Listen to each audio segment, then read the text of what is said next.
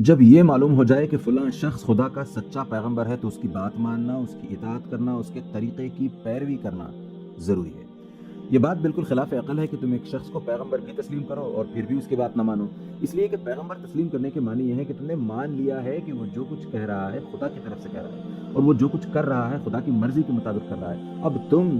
جو کچھ اس کے خلاف کہو گے یا کرو گے وہ خدا کے خلاف ہوگا، اور جو بات خدا کے خلاف ہو وہ کبھی حق نہیں ہو سکتی۔ لہٰذا کسی کو پیغمبر تسلیم کرنے سے یہ بات خود بخود لازم آتی ہے کہ اس کی بات کو بے چون و چرا مان لیا جائے اور اس کے حکم کے آگے سر جھکا دیا جائے، خواہ اس کی حکمت اور اس کا فائدہ تمہاری سمجھ میں آئے یا نہ آئے۔ جو بات پیغمبر کی طرف سے ہے اس کا پیغمبر کی طرف سے ہونا ہی اس بات کی دلیل ہے کہ وہ سچی ہے اور تمام مصلحتیں اور حکمتیں اس میں موجود ہیں۔ اگر تمہاری سمجھ میں کسی بات کی مصلحت نہیں آتی تو اس کے معنی یہ نہیں ہے کہ اس بات میں کوئی خرابی ہے، بلکہ اس کے معنی یہ ہے کہ خود تمہاری سمجھ میں خرابی ہے۔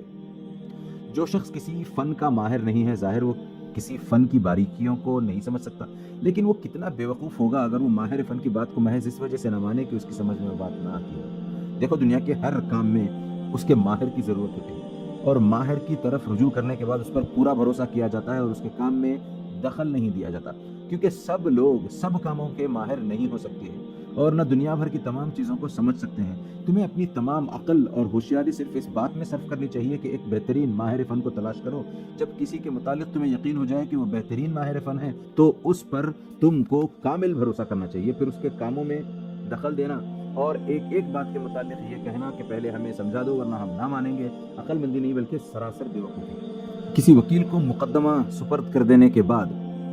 تم ایسی حجتیں کرو گے تو تمہیں اپنے دفتر سے نکال دے گا۔ کسی ڈاکٹر سے تم اس کی ایک ایک ہدایت پر دلیل پوچھو گے وہ تمہارا علاج چھوڑ دے گا۔ ایسا ہی معاملہ مذہب کا ہے۔ تم کو خدا کا علم حاصل کرنے کی ضرورت ہے، تم یہ جاننا چاہتے ہو کہ خدا کی مرضی کے مطابق زندگی بسر کرنے کا طریقہ کیا ہے۔ اب تمہارا فرض ہے کہ خدا کے سچے پیغمبر کی تلاش کرو۔ اس تلاش میں تم کو نہایت ہوشیاری اور سمجھ بوجھ سے کام لینا ہے،